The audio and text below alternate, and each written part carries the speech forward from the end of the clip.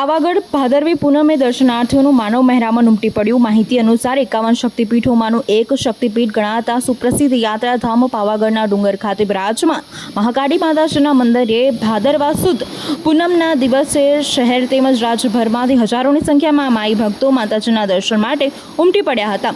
મંદિર ટ્રસ્ટ દ્વારા પૂનમ નિમિત્તે માઈ ભક્તોનો ઘસારો રહેતો હોવાનું જણાવ્યું હતું।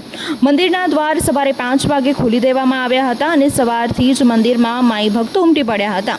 જય માતાજીના જયઘોષ સાથે મંદિર પરિસર ગુંજી ઉઠ્યું હતું। લાંબી કતારોમાં માઈ ભક્તો દર્શન માટે લાગી ગયા હતા।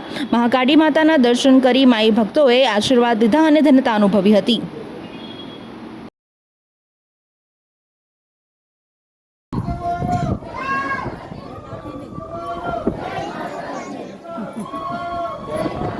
વડોદરાના સમાચાર જુઓ તથા આપણી ચેનલને સબસ્ક્રાઇબ કરો અથવા સંપર્ક કરો।